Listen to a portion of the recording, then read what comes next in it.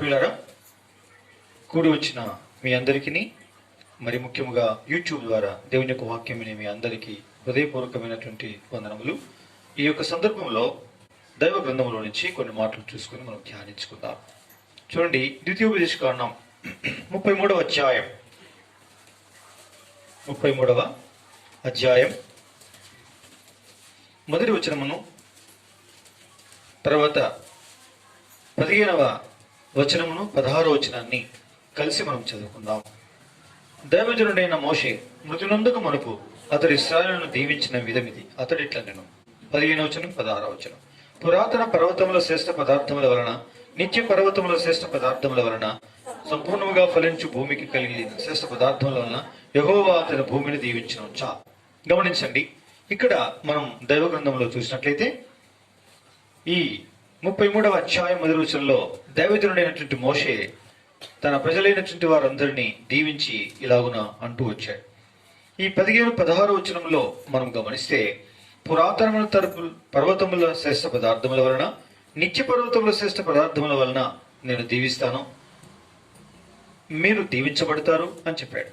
గమనించండి, మరి పురాతనముల పర్వతములు వాటి శ్రేష్ఠ పదార్థములు ఏమిటి, నిత్య పర్వతముల శ్రేష్ఠ పదార్థములు ఏమిటి, వాటితో దీవిస్తానని ప్రభు సెలవిచ్చాడు. పిల్లరా, పురాతన పర్వతములు అంటే అర్థం ఏంటి? ఎప్పుడో పూర్వకాలం ఉన్నవి అంటే పాతగిలినవి అని అర్థం. అంటే అవును, నిజమే, ఈ భూమియే మహావేంద్రముతో ఒకానొక దినం కరిగిపోనైనది. తర్వాత ఇంత క్రితం ఉన్నటువంటి ఈ భూమి, ఈ ఆకాశము అంత కూడా మరి అంతరించిపోయి నూతన భూమియు నూతన ఆకాశమును నేను చూచి తిని అని అంటాడు. ప్రకటన గ్రంథం 21వ అధ్యాయం మొదటి వచనంలో ఇలా రాయబడింది. చదవండి గురు. ప్రకటన 21 మొదటి వచనం. అంతటా నేను క్రొత్త ఆకాశమును క్రొత్త భూమిని చూచి తిని, మొదటి ఆకాశము మొదటి భూమియు గతించిపోయేను. గమనించండి, గతించిపోయే వాటిని పాతదని చెప్తుంది, కలగబోయేటువంటి దాన్ని క్రొత్తదని చెప్తుంది. మరి భూమియే పాతది అన్నప్పుడు ఈ భూమి మీద ఉండేటువంటి పర్వతములు మాత్రం పురాతనమైనవి కావా? అవును, ఎప్పుడో దేవుడు కలుగచేసిన ఈ భూమి మీద ఉన్న ఈ పర్వతములన్నీ కూడా పూర్వపువి, పాతవి. అలాగే ఈ భూమి ఆకాశము పాతవిగా భావించి గతించిపోయినప్పుడు పిల్లరా, అవి పురాతనమైనవి, పాతవి కాకపోతే కొత్తవి ఎలా అవుతాయి? కావు. అంటే అర్థమేంటి పిల్లరా? పుట్టించబడిన తర్వాత కాలం గడిచిన కొలది, వయసు పడిన కొలది అది పాతగవుతుంది. అలాగనే ఈ పర్వతం అంటే పురాతనమైన పర్వతాలు, అంటే ఎప్పుడో సృజించినటువంటి పర్వతాలు, అవి పురాతనమైనవి. మరి నిత్య పర్వతాలు అంటే అర్థం ఏమిటి? నిత్య పర్వతములు అని అర్థం ఏంటంటే ఎల్లప్పుడూ ఉండేవి. అసలు అవి భూ సంబంధమైనవి కావన్నట్టు అర్థం. ఎందుకు? ఈ భూమియే, ఈ ఆకాశమే గతించినప్పుడు మరి ఈ పాత ఈ పర్వతాలు, ఈ పురాతన పర్వతాలు ఎలా ఉంటాయి? వెళ్ళిపోతాయి. అంటే అర్థం ఏంటి? అవి పాతగిలిపోతాయి, అవి కరిగిపోతాయి, మహావేంద్రముతో కదిలిపోతాయి. అయితే నూతన ఆకాశము నూతనమైనవి అన్నప్పుడు పాతవి గతించిపోతాయని. సరే, నిత్య పర్వతం అంటే అర్థం ఏంటి? అంటే ఈ భూమి మీద ఉండే పర్వతం కాదు, అది నిత్యము ఉండే పర్వతాలు. అవి వాటి చలనం లేదు, వాటికి వినాశనము లేదు, వాటికి క్షీణ దశ లేదు, అవి కదిలిపోవు, అవి పాతవిగా ఎప్పుడూ ఎంచబడవు, అవి నిత్యము నూతనంగానే ఉంటాయి, ఎవర్ గ్రీన్. గమనించండి. కాబట్టి పిల్లరా, నిత్య పర్వతములు వాటి శ్రేష్ఠ పదార్థాలు వేరు, పురాతన పర్వతములు వాటి శ్రేష్ఠ పదార్థములు వేరు. ఏంటి? ఈ పురాతనమైనటువంటి పర్వతాల వలన శ్రేష్ఠ పదార్థాలతో నేను మిమ్మల్ని దీవిస్తాను అంటున్నాడు. అంటే అక్కడ తయారయ్యేది ఏంటండి? ఈ పురాతన పర్వతాల యొక్క మరి శ్రేష్ఠ పదార్థాలు మనకేం అందుబాటులో ఉన్నాయా? లేకుంటే మనమేమి అవిటిని తిని తాగి సంతోషపడుతున్నామా? వాటి మీద ఏముంటుంది? పురాతన పర్వతాలంటే మహా అంటే తేనె ఉంటుంది.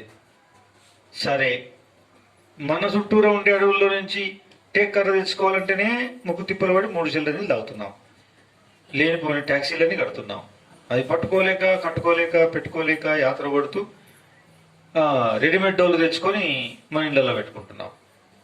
షాంపిల్కి మాత్రం ముందు డోర్ మాత్రం టేకుతో పెట్టుకుంటున్నాం. ఎంతో కష్టతరమైన పని.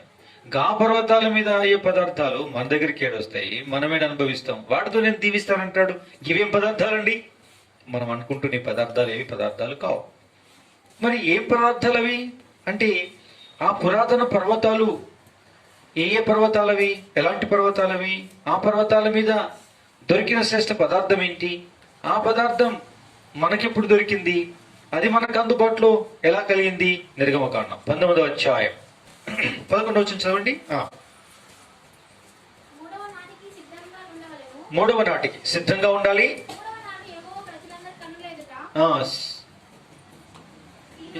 సీనాయి పర్వతం మీదికి 3వ నాడు యెహోవా ప్రజలందరి యొక్క ఎదురికి సీనాయి పర్వతం మీదికి దిగి వచ్చును.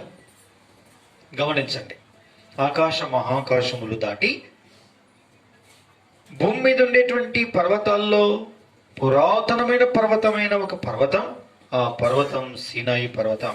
ఆ పర్వతం మీదికి ఆయన దిగి వచ్చును అని రాయబడింది. మంచిది. మరి ఆ తర్వాత ఏమైంది చూడండి. 20వ వచనం, 21వ వచనం చదవండి.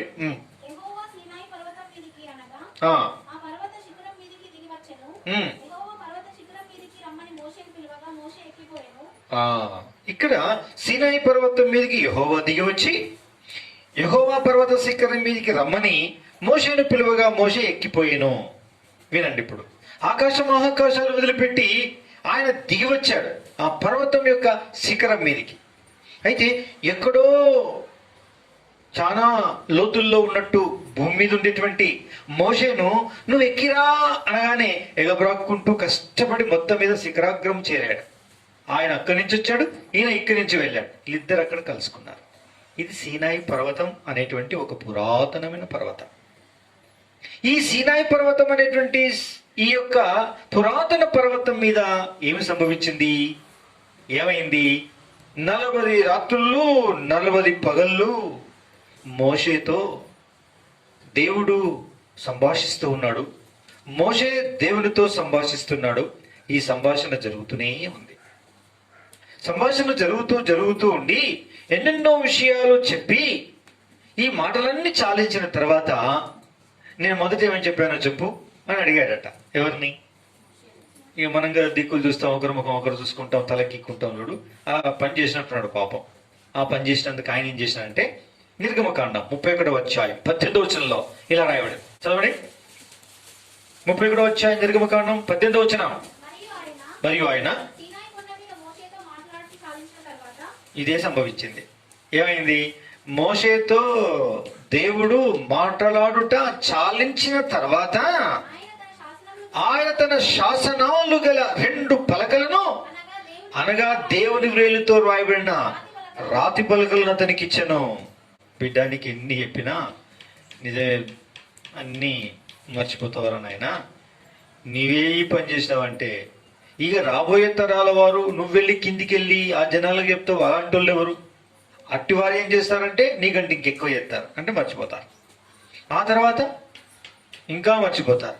ఇక ఒక తరం వస్తుంది, వాళ్ళకు చదువు రాదు, సంధి రాదు, చెప్పింది అర్థం కాదు, వాళ్ళమే మనం ఇంకా ఏం అర్థం కాదు. కాబట్టి అన్ని ఒట్టి అయిపోతాయి. ఈ 40 రాత్రులు 40 పగళ్ళు నేనేమో పరలోకమందున్నటువంటి నా కార్యాలయానికి సెలవు ప్రకటించి నీ ఒక్కతో గడపడానికి నేనొచ్చి చెప్పిన సంగతులన్నీ నువ్వు మర్చిపోతే ప్రయాస వ్యర్థమైపోద్ది కుమారుడా. కాబట్టి ఏం చేయాలో తెలుసా? 15వ వచనం 32:15. మోషే శాసనాలు గల 2 పలకలను చేతపట్టుకుని కొండ దిగి వచ్చెను. ఆ పలకలు ఇరు ప్రక్కలు రాయబడినవి, ఈ ప్రక్క ఆ ప్రక్క రాయబడి ఉండెను. ఆ పలకలు దేవుడు చేసినవి. చాలు, ఆ పలకలు దేవుడు చేసినవి. ఆ పలకల మీద చెక్కబడిన వ్రాత దేవుని చేవ్రాత. దేవుడే ఆ రాత రాశాడు. దేవుడే ఆ రాతి పలకలను చేశాడు. ఆ రాతి పలకల మీద ఇటువైపు అటువైపు 2 పలకల మీద కూడా ఆయన రాయాల్సిన ఎన్ని రాశాడు. ఆ రాసిన రాత దేవుని చేవ్రాత. అవే 10 ఆజ్ఞలు 10 ఆజ్ఞలు అని రాయబడింది. ఈ 10 ఆజ్ఞలు ధర్మశాస్త్ర భాగం, ధర్మశాస్త్రముగా అభివర్ణించబడింది, లేక ధర్మశాస్త్రం అని పిలువబడింది. ఈ ధర్మశాస్త్రం అనే ఈ 10 ఆజ్ఞల్లో ఆ 40 దినాలు 40 పగళ్ళు ఆయన వివరించిన వివరణ, తెలియజేసిన సమాచారం మోషే జనానికి నడవాల్సిన విధానం. అంతేకాదు, దాని తదనంతరం తరతరాల వరకు భూమి మీద ఉండే మనుషులందరూ కూడా నడుచుకునవలసినటువంటి విధి నిర్వహణను, కర్తవ్యములను, దేవుడు ఆజ్ఞాపించిన ఆజ్ఞలను, ఆయన నియమించిన కట్టడలు, శాసనములు, దానిలో గుప్తమైనవి దినంతటిని ప్రబోధించిన దేవుడు వాటినన్నిటి ఇమిడ్చి కుదించి రాసినటువంటి ఆ యొక్క రాత, ఈ రాతి పలకల మీద దేవుడు రాసిన చేవ్రాత, ఆయన తయారు చేసిన రాతి పలకలు, ఇవే దేవుడిచ్చిన ధర్మశాస్త్రము తన పేరు పెట్టబడిన జనాంగమునకును తదనంతరం భూలోక రాజ్యములైనటువంటి ప్రజలందరికీ కూడా దేవుడిచ్చినటువంటి పదార్థం ఇది. ఇది పురాతన పర్వతం మీద తయారైన శ్రేష్ఠ పదార్థం. ఈ శ్రేష్ఠ పదార్థము తన ప్రజలైన వారికిని, భూమి మీద ఉండే ప్రతి జాతి వారికిని, మానవాళందరికీ కూడా దేవుడిచ్చిన శ్రేష్ఠ పదార్థం ప్రియులారా ఇది. ఇప్పుడు దాన్ని అనుసరించే ఈ భూమి అంతా కూడా చలామణి అవుతుంది. మనం రాసుకున్న చట్టాలు, మన రాజ్యాంగము, మన కోర్టులు, న్యాయశాస్త్రం, ఇవన్నీ కూడా భూలోకములో ఉండే ప్రతి ప్రభుత్వం, ప్రతి దేశం రాసుకున్న రాజ్యాంగం, ప్రతి దేశం నిర్ణయం చేసుకున్న కట్టడలు, శాసనాలన్నీ కూడా ఈ దైవ గ్రంథాన్ని ఆధారము చేసుకొని రాసుకొనవలసి వచ్చింది. రాసుకోగలిగారు పిల్లారా.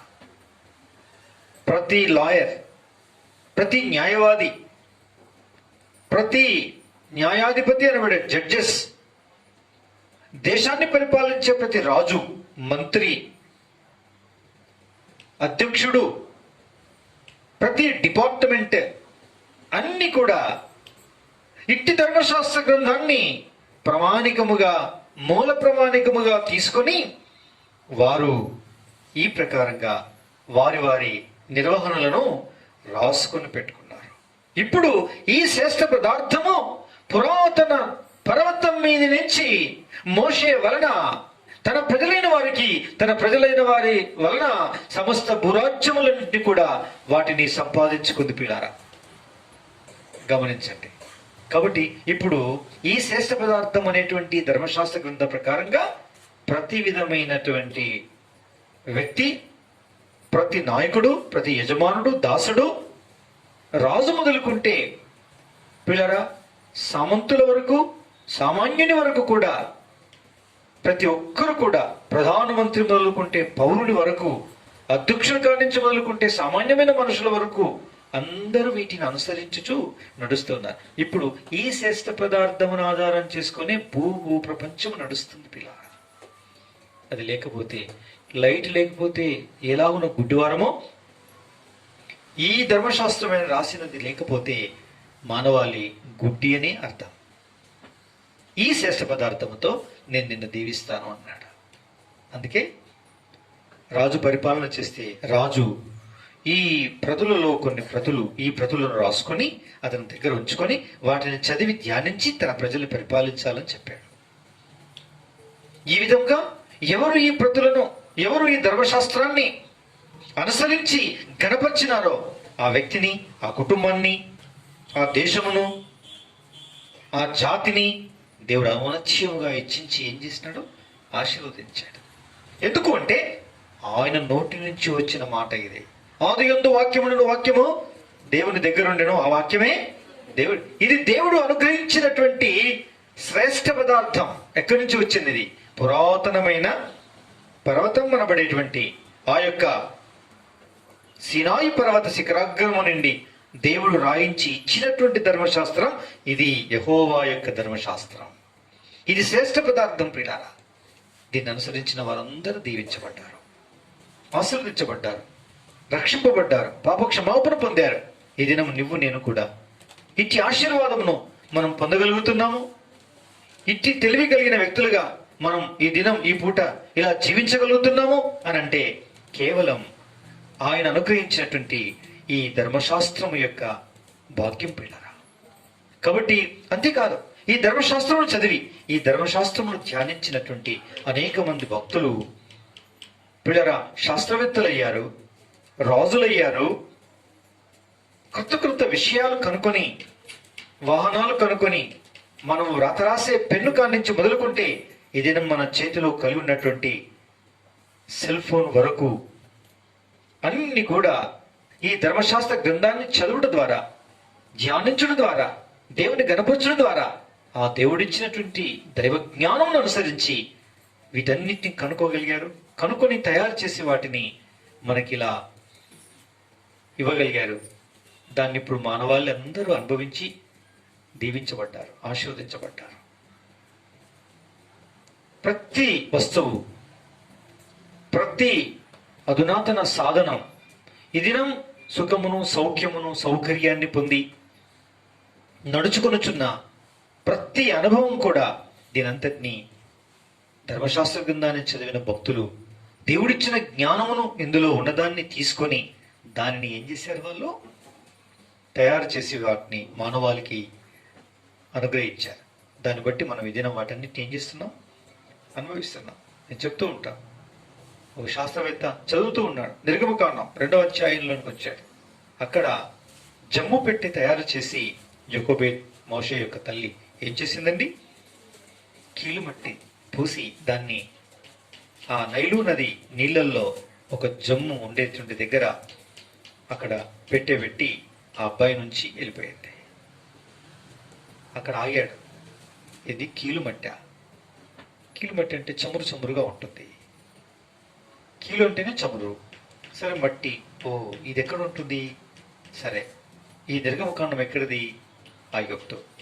ఓకే, ఐగుప్తులో ఏ ప్రదేశము, నైలు నది ప్రదేశం.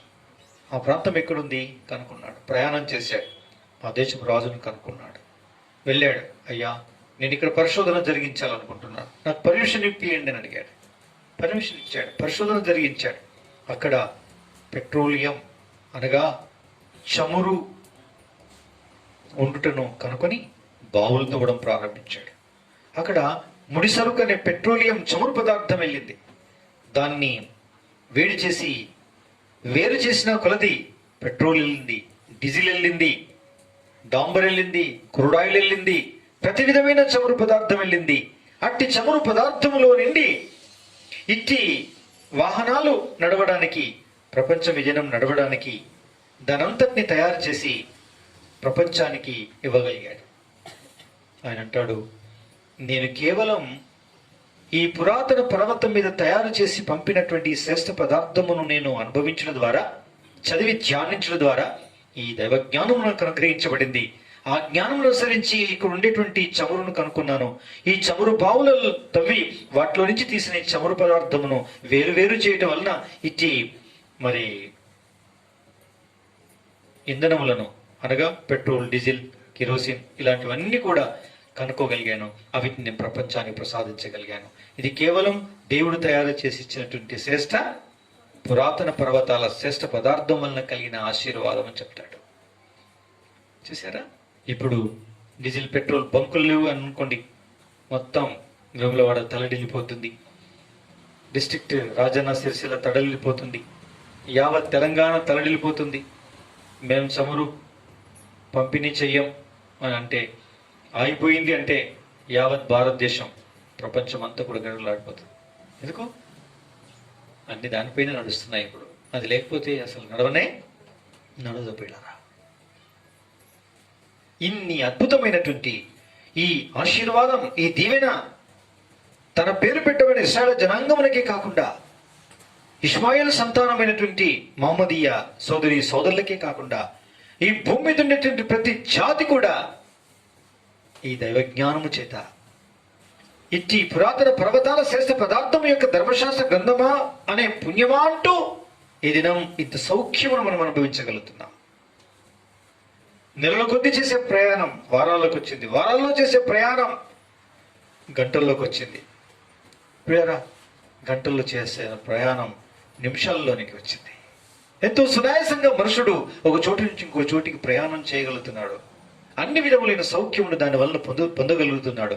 దానికి కారణం పురాతనమైన పర్వతం అయిన సినాయి పర్వత శిఖరాగ్రం మీద ఆ పర్వతం నుంచి దేవుడు దిగి వచ్చి ఈ భూమి మీద నుంచి మోషేని పిలిపించి ఆ శిఖరాగ్రం మీద సంభాషించిన సంభాషణలో తయారైన శ్రేష్ఠ పదార్థమును దశాజ్ఞల్లో ఇమిడ్చి రాతి పలకల మీద రాసిన దేవుని చేతిరాతతో రాసిన రాతి పలకల ధర్మశాస్త్రాన్ని ఆయన ద్వారా తన ప్రజలకు భూమి మీద ఉండే ప్రతి జాతి వారికి ఇచ్చిన పుణ్యమా అంటూ ఈ దినం ఈ సౌఖ్యాన్ని ఈ ఆనందాన్ని ఏమవుతున్నామండి మనం పొందుతున్నాం.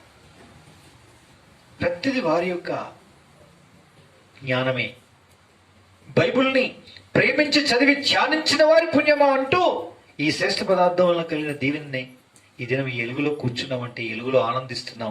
ఈ చీకటి సమయంలో ఈ ప్రొద్దుగుంకిన తర్వాత ఇట్టి పట్టపగల లాంటి వెలుగులో ఉండగలుగుతున్నామంటే ఇట్టి ధర్మశాస్త్రాన్ని ఈ శ్రేష్ఠ పదార్థాన్ని ధ్యానించి అర్థం చేసుకుని దాన్ని అర్థం చేసుకుని ఆ ప్రకారంగా జీవించి దానిచ్చిన జ్ఞానం కొద్దీ కనుక్కున్న అనేక అధునాతన సాధనాల ద్వారా ఈ దినం ఈ ప్రకారమైన భాగ్యం ఏం చేస్తున్నాం అనుభవిస్తున్నాం. ఈ దినం అట్ట రాసినటువంటి అనేక మంది భక్తులు రాసినటువంటి ఈ దైవ గ్రంథాలని ఆ పుస్తకములు అన్నింటినీ జతపరిస్తే ఈ రూపకమైనటువంటి గ్రంథమైంది. దీనికి పరిశుద్ధ గ్రంథం బైబిల్ అని పేరు పెట్టబడింది. ఇది ఇలా తయారు చేయబడడానికి ఓ భక్తునికి ఇచ్చిన జ్ఞానం ప్రింటింగ్ మెషిన్ తయారు చేసి మొట్టమొదలుగా ఆ ప్రింటింగ్ ప్రెస్లో ప్రింట్ చేయబడినటువంటి పుస్తకం ఏది అంటే బైబిల్ గ్రంథంలోని ప్రతులనే ఆయన ఏం చేశాడు, ప్రింట్ చేశాడు. ఇది దేవుడిచ్చిన జ్ఞానం. ఆ దేవుడిచ్చినటువంటి జ్ఞానాన్ని దైవ గ్రంథం ద్వారా తెలుసుకున్నటువంటి భక్తుడు, ఆ భక్తుడు తయారు చేసిన మిషన్ మీద ఇట్టి పుస్తకం తయారు చేయబడి ప్రింట్ చేయబడింది. ఆ తర్వాత 2 పుస్తకాలు ఈ విధంగా ప్రింట్ చేయబడ్డాయి. ప్రపంచమంతట్లో ఫస్ట్ ప్రింట్ చేయబడిన పుస్తకం బైబిల్ గ్రంథం. ప్రియమైనటువంటి వాళ్ళరా, ఇదంతా ఎక్కడి నుంచి కలిగిందండి ఆశీర్వాదము? పురాతన పర్వతాల మీద ఆయన తయారు చేసి ఇచ్చిన శ్రేష్ఠ పదార్థం అనే ధర్మశాస్త్ర గ్రంథం ద్వారా ప్రజలందరికీ ఇదేమైందండి, ప్రసాదించబడింది. ఇట్టి వాటి ద్వారా కలిగిన ఈ శ్రేష్ఠ పదార్థముల యొక్క సారాన్ని, సదుపాయమును, సౌకర్యాలని అన్నిటినీ అనుభవిస్తూ ఇది చదవడానికి మనకు సమయం ఉండదు. అది ప్రాబ్లం. అందుకే ఆశీర్వాదం ఉండదు, నెమ్మది ఉండదు, శాంతి ఉండదు, సమాధానం ఉండదు. నా ప్రియ సోదరి సోదరులారా, ఈ సంతోషం, ఈ సమాధానం, ఈ సంతృప్తి, ఈ జ్ఞానం నీకు కావాలంటే నీవు స్తుతించి ప్రార్థించి మొట్టమొదలుగా దైవ గ్రంథంలోని విషయాలను చదివి అర్థం చేసుకొని దినమును ప్రారంభించగలిగితే ఆ దినమంతా దేవుడు నీకు జ్ఞానం ఇచ్చి నడిపించేవాడే అంటాడు. ఆ దినంలో జరగబోయే సంగతుల్ని ఈ గ్రంథం ద్వారా చదువుడు ద్వారా నీకు అర్థమవుతుంది, తెలియపరచబడుతుంది, ధ్యానింపజేస్తాడు, అర్థం చేయిస్తాడు, దేవుడు తెలియచేస్తాడు. ఈ సంగతి ఎరుగుదువా? ఇట్టి గ్రంథములో రాయబడిన మాటలు వినడానికి రా అంటే నీకు సమయం లేదంటావు. నేను చాలా బిజీ పర్సన్ అండి అంటావు. ఎక్కడికి వెళ్ళడానికి? సమాధుల స్థలానికి త్వరగా వెళ్ళడానికి. చాలా బిజీ పర్సన్ అండి. బిజీ తీరేది అప్పుడే. కాబట్టి బిడ్డ నీకు చాలా బిజీ ఉంది నా వాక్యం వినడానికి, నా సన్నిధికి రావడానికి, నా మందిరానికి రావడానికి నీకు. అయితే నువ్వు బిజీ లేని స్థలానికి తొందరగా పంపిస్తుంది అనుకుంటాడు ఆయన. అందుకే మన జీవితం ధన్యం చేసుకోవాలి. ఈ దీపం ఉన్నప్పుడు మన హృదయాన్ని, మన జీవితాన్ని సరిపెట్టుకోవడానికి, మన ఇల్లు చక్కబెట్టుకోవడానికి, ఈ దైవ గ్రంథాన్ని చదవటానికి, దైవ గ్రంథ పఠన జరిగే చోటికి రావడానికి, ఇట్టి గ్రంథంలోని మాటలు వినడానికి, ఇట్టి గ్రంథానికి ఎవరు ప్రథమ స్థానం ఇచ్చి గణపరిచి ఆయన హెచ్చిస్తాడో అట్టి వారిని అంచెలంచెలుగా ఏం చేస్తాడు, ఆశీర్వదిస్తాడు. మనుషుడు అనుకుంటాడు తీరిక లేకుండా పెందల గడనే లేచి చాలా రాత్రి అయిన తర్వాత కష్టపడి అసాధ్యమైన ఆహారం తినిచుండుట మనుషునికి బర్కత్ అనుకుంటాడు. అది బర్కత్ కాదు. యెహోవా దీవెన, ఆశీర్వాదం ఒక మనుషునికి ఏమిస్తుంది? ఐశ్వర్యాన్ని ఇస్తుంది. దైవ గ్రంథం ఇట్లే కనిపిస్తుంది, కానీ దీన్ని చదివిన వానికి ఆశీర్వాదం, దీన్ని అనుసరించిన వానికి ఆశీర్వాదం, దీని లోని విషయాన్ని చదువుకున్న వానికి ఆశీర్వాదం. అందుకే చెప్పాడు యెహోషువ గ్రంథంలో 1వ అధ్యాయంలో ఏమని చెప్పాడు? అందుకే ఇక్కడ ఆశీర్వాదం ఉంది. ఇది దీవెన అంటే. 9వ వచనం చదవండి. 8-9 మొదటి అధ్యాయం. ఈ ధర్మశాస్త్ర గ్రంథమును నువ్వు బోధింపక తప్పిపోకూడదు. దానిలో వ్రాయబడిన వాటన్నిటి ప్రకారము చేయుటకు నువ్వు జాగ్రత్త పడినట్లు దివారాత్రులు దానిని ధ్యానించినలా నీ మార్గం వర్ధిల్ల చేసుకొని చక్కగా ప్రవర్తించదవు. నేను నీకు ఆజ్ఞ ఇచ్చి ఉన్నాను కదా, నిబ్బరం కలిగి ధైర్యముగా నుండుము, దిగులు పడకము, జడియకుము, నీకు తోడయ్యుండును. ఇది దేవుని యొక్క వాక్యం. చూసారా? కాబట్టి నీకు ఆజ్ఞ ఇచ్చి ఉన్నాను కదా, ఏమని? ధర్మశాస్త్ర గ్రంథాన్ని చదువు, దాన్ని ధ్యానించు, దాన్ని బోధించు, ఆ ప్రకారంగా నడుచుకున్నట్టుకు దివారాత్రులు ప్రయాసపడు. అప్పుడు నేను నిన్ను ఆశీర్వదిస్తాను. భూమి మీద ఉండేటువంటి ప్రజలందరికంటే కూడా నిన్ను హెచ్చిస్తాను అంటాడు. నేను హెచ్చిస్తాను. మంచిగా వినాలి పిల్లలు. బట్టి పెట్టి చదివితే చదువులు వస్తాయి అనుకుంటారు కొద్దిమంది పిల్లలు. రాత్రుల్లో కష్టపడి చదివితే అస్సలు సమయానికి ఎగ్జామినేషన్ హాల్లోకి వెళ్ళేసరికి తబ్బిబ్బైపోయి ఏడ్చుకుంటూ కూర్చుంటారు కొద్దిమంది. రాత్రంతా చదివిందంత ఏమైంది? ఆ సమయానికి దేవుడు జ్ఞాపకం చేసుకోకపోతే చదివిందంతా సాగరంలో కలిసినట్టే. సాగరంలో కలిసి ఆ వాగులో పడి కొట్టుకుపోయినట్టే లెక్క. అర్థమైందండి? ఆ సమయానికి ఎవరు గుర్తు చేయాలి? దేవుడు గుర్తు చేయాలి. ఆ దేవుడు గుర్తు చేయకపోతే అంత వ్యర్థమే. అందుకే ప్రభుని నమ్ముకోకముందు, ప్రభుని నమ్ముకున్న తర్వాత 2 అనుభవాలు చెప్తాను ఇప్పుడు. నేను రాత్రి చాలా ప్రయాసపడ్డాను. దాదాపు నైట్ అవుట్ చేశాను. ఏదో గంట సేపు అలా కొనుక్కు తీసి ఎగ్జామినేషన్ హాల్లోకి వెళ్ళాను. అంతే, మైండ్ మొత్తం బ్లాక్ అయిపోయింది. ఏది జ్ఞాపకం రావట్లేదు. మొదటి ప్రశ్నకే అసలు ఆరంభిస్తామంటే రావట్లేదు. సార్ నా బాధ చూశాడు. నేను ఫస్ట్ క్లాస్ స్టూడెంట్ని. అసలు ఏమైందిరా నీకు? ఎవడో ఏడవాలి, నువ్వెందుకు ఏడుస్తున్నావు అంటాడు. దారాలు కన్నీరు కారిపోతుంది సార్, ఒక్కడి గుర్తు రావట్లేదు సార్ అన్న.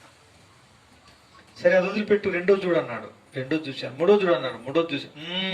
ఏది జ్ఞాపకం రావట్లేదు. వణికిపోతున్నా, కన్నీరు కారిపోతా ఉంది. ఆ సార్కు నేను తెలుసు, మా సార్లందరికీ తెలుసులే, వీటి ఇట్లా తయారేంటి ఆయనకు అర్థం కావట్లేదు. అందరిని వదిలిపెట్టి నా దగ్గర నిలబడ్డాడు. నేనేం చెప్పాలా ఇప్పుడు నీకు? సరే ఇది తీసుకో, ఇది రాయి అని చెప్పి ఇచ్చాడు. అది తీసుకొని ఇంత చూసినా అమ్మా ఇంకా అన్ని జ్ఞాపకం వచ్చినాయి. ఇక మొదలుపెట్టినాయి. మొత్తం రాసేసిన. నా స్కూల్కు ఫస్ట్ వచ్చాను. నా సెంటర్ అంతరికి ఫస్ట్. నేను ఎగ్జామ్స్ అన్నీ అయిపోయాయి. అది ఫస్ట్ ఎగ్జామ్. ఆ ఫస్ట్ రోజు జరిగిన సంగతి అది. ఇది ప్రభుని నమ్ముకోకము. ప్రభుని నమ్మిన తర్వాత ఏమైంది? ఇదే పరిస్థితి వచ్చింది. నేను చాలా నా ఇన్స్టిట్యూట్ అంతట్లో ఫస్ట్ నేను వెళ్ళిన, ఒక్కడి జ్ఞాపకం వస్తలేదు. ఏడుస్తా ఉన్నా. ఓ ముస్లిం సార్ ఉన్నాడు, వచ్చి ఏంట్రా అట్లా చేస్తున్నావు, ఇది తీసుకొని రాసుకొని గైడే తీసుకొచ్చి ఇచ్చాడు. అప్పుడేమో తీసుకున్న చూసిన జ్ఞాపకం వచ్చిన రాసేసిన. అక్కడి నుంచి స్టార్ట్ అయింది. ఇది తీసుకోకూడదు, ముట్టకూడదు, రక్షణ పోవడం కదా. సారీ సార్, నేను ప్రభుని నమ్ముకున్నా, మీరు ఇస్తే నేను నకలు కొట్ట సార్ అన్నా. దరిద్రుడు రైట్, ఎవరు వీనికి ఏం చెప్పకుండా వీడు ఫెయిల్ అయిపోతాడు పోయి అని చెప్పేసి తీసుకొని వెళ్ళిపోయాడు. వందనా చెల్లించాను, స్తుతించిన, చిన్న మాట ప్రార్థన చేసుకున్నా. ప్రభా, నీవు జ్ఞానం ఇవ్వకపోతే నేను చదివిందంతా వ్యర్థమే. నాకు ఎంతో మంచి పేరున్నా నాకు వ్యర్థం తండ్రి, నీవే నాకు సాయం చేయాలి, నేనేం చేయలేదు అని మొదలుపెట్టాను. అన్ని వచ్చినాయి, అన్నీ రాసిన. అక్కడ నా ఇన్స్టిట్యూట్ అంతరికి ఫస్ట్ వచ్చాను. అది రాసిన. ఆ తర్వాత దేవుని సేవకు వచ్చాను. ఫెయిల్ అయి రావద్దు ప్రభు అని సేవకు నేను ఫస్ట్ వచ్చి రావాలి, అది నా తీర్మానం అన్నట్టే దేవుడు ఫస్ట్ వచ్చేటట్టు చేశాడు. హైయెస్ట్ మార్క్స్ ఇచ్చాడు. ఆ తర్వాత దేవుని సేవకు వచ్చాను. ఎగ్జామ్ రాశాను. అంతే. 1997వ సంవత్సరం 87వ సంవత్సరం జూలై మాసం 28-29 అయిపోయింది. 28-30 నన్ను ఇంకో బ్రదర్ని ఇద్దరిని కలిసి జత చేసి ప్రార్థన చేసి పంపిస్తే నారాయణఖేడ్ ఏరియా ప్రాంతంలో దేవుని సేవకి వెళ్ళాను. దేవుడి ప్రకారంగా తన సేవలు స్థిరం చేసుకుని మీ దగ్గర ఉండేటట్టు ఈ 34-35 సంవత్సరాలు కాపాడి నన్ను ఇలా మీ ఎదుట నిలవబెట్టాడు. నా ప్రియమైనటువంటి వాళ్ళారా, అయితే దేవుడు జ్ఞానం ఇవ్వాలి. ఆయన వాక్యంలో జ్ఞానం ఉంది, ఆయన స్థుతిలో జ్ఞానం ఉంది, ఆయన ప్రార్థనలో జ్ఞానం ఉంది, ఆయనతో సంబంధ బాంధవ్యం కలిగి ఉంటే జ్ఞానం ఉంది. నిన్ను తలగానే చేస్తాడు, నిన్ను తోకగా ఏమాత్రం కూడా చెయ్యడు. చదువుకుని పిల్లలకి జీవితంలో ఎన్నో లక్ష్యములను చేరి సాధించాల్సిన విజయాలలో కొరకు ఎదురు చూసే యవనస్తులకి, ఎన్నో కార్యక్రమాలు తలపెట్టి శుభకార్యాలు చేయనైనటువంటి పెద్దవారికి, వృద్ధాప్యములో ప్రభు కొరకు సిద్ధపడి ఆయన సన్నిధిలో చేరబోయేటువంటి అవసాన కాలములో ఉన్నవారికి అందరికీ సక్సెస్ చేసేటువంటిది పురాతనమైన పర్వతం మీద తయారైన ధర్మశాస్త్ర గ్రంథం. ఆయన్ని సన్నిధిలో స్తుతించి ప్రార్థించి ఆయన ధర్మశాస్త్రాన్ని చదువు రాకపోతే విన్న వాటిని తలపోసుకొని భద్రం చేసుకొని ప్రార్థన చేస్తూ వాటిని అనుసరించి నడుచుకునేదానికి ప్రయత్నం చేసిన వారెల్లరికీ దేవుడు దీవించి ఔన్నత్యమైన ఆశీర్వాదంలోనికి ఏం చేస్తాడు? దేవుడు నడిపిస్తాడు. ఇది పురాతన పర్వతం మీద తయారైన శ్రేష్ఠ పదార్థం. ఈ పదార్థం వలన తన ప్రజల్ని దీవించాడు, ప్రతి గోత్రాన్ని దీవించాడు. తదనంతరం ఇట్టి ధర్మశాస్త్ర గ్రంథాన్ని పట్టిన ప్రతి నాయకుణ్ణి, ప్రతి రాజును, ప్రతి దైవ సేవకుణ్ణి, ప్రతి వ్యక్తిని దేవుడు దీవించి జాతి అనే వివక్ష లేకుండా, పక్షపాతము చూపకుండా ప్రజలెల్లరినీ ఆశీర్వదించి అత్యున్నతమైన దీవెనకరమైన పాత్రలుగా దేవుడు చేసి తన మహిమ కొరకు వాడుకున్నాడు. చూసారా? బక్సింగ్ గారు సిక్కు మతస్థుడై ఉండి ప్రభునందు నమ్మకం ఉంచి ప్రభువును గణపరిచి ప్రభు యొక్క వాక్యమును హెచ్చించిన కారణాన అతి తక్కువ కాలంలో ప్రపంచం అంతట్లో కూడా తిరిగి సేవించేవాడే కాకుండా తన సంఘమును స్థాపించేటువంటి వ్యక్తినిగా దేవుడు ఏం చేశాడు? తన మహిమ కొరకు గంటల తరబడి మోకాళ్ళ మీద ఉండి ఈ ధర్మశాస్త్ర గ్రంథాన్ని ఏం చేశాడు? చదివినాడు, ధ్యానించినాడు, అలాగే నడుచుకున్నట్టుకు ప్రయత్నం చేసి ముందుకు కొనసాగాడు. దేవుడు వారిని ఏం చేసినాడు? దీవించి తన మహిమ కొరకు వాడుకున్నాడు. గొప్ప సేవ చేయించాడు. అతి తక్కువ కాలంలో ఇంత సవిస్తారమైన పరిచయం చేయగలిగిన వారు ఎవరు కూడా లేరు. ఎంతోమంది బోధకులు లేవనెత్తబడ్డారు, కానీ బైబిల్ హౌస్లో బైబిల్స్ దొరకకుండా ఖాళీ చేసినటువంటి వాడు బక్సింగ్ గారు. తమిళనాడులో ఉండేటువంటి ఆ యొక్క బైబిల్ హౌస్లో ఎంతో కాలం నుంచి ప్రింట్ అయ్యి అమ్ముడుపోయినటువంటి బైబిళ్లను బక్సింగ్ గారు తాను చదివి ఆ ప్రకారంగా నడుచుకొని బైబిల్ విలువ ఏంటో బోధించినప్పుడు ప్రతివాడు తన సొంత వస్త్రాన్ని కలిగి ఉన్నట్టే ప్రతి వ్యక్తి బైబిల్ కలిగి ఉండాలి, అదే క్రైస్తవ సాక్ష్యం అని చెప్పినప్పుడు ఆయన అనుసరించాడు. కాబట్టి పిల్లలు అలా తీసుకుంటుంటే జనం బైబిల్ హౌస్ ఖాళీ అయిపోయిందంట. బైబిల్ హౌస్ వాళ్ళు ఆశ్చర్యం, ఇదేంటి, ఎవరైనా సిక్కు మతస్థుడు ప్రభువును అంగీకరించాడు, ప్రభు వాక్యాన్ని కనపరిచాడు, ప్రభువును హెచ్చించాడు. పిల్లరా, ఆయన వలన ఆ రీతిగా దేవుని యొక్క పరిచయాన్ని ఏం చేశాడు? దేవదాసుని హెచ్చించాడు. దాని గుర్తు తను చనిపోయినప్పుడు పట్టపగలు సూర్యుని చుట్టూ ఉన్నటువంటి ఇంద్రధనుస్సును, ఆ యొక్క ఇంద్రధనుస్సు ఏర్పడటను ఆ సమాధి కార్యక్రమం రోజు పాల్పొందిన వారందరూ చూశారు. అట్లా వచ్చాను, నేను చూశానండి అని వాళ్ళు చేయొద్దండి. వచ్చినారు ఆ దినాల్లో కొద్దిమంది. వచ్చినటువంటి వాళ్ళు కల్లారా చూశారు. యావత్ హైదరాబాద్ దద్దరిల్లిపోయింది. యావత్ ప్రపంచానికి ఆయన ఒక గొప్ప క్రైస్తవ నాయకుడిగా నిలిచిపోయాడు. కారణం, ఈ పురాతన పర్వతం మీద తయారైన ఈ శ్రేష్ఠ పదార్థం ఏం చేశాడు?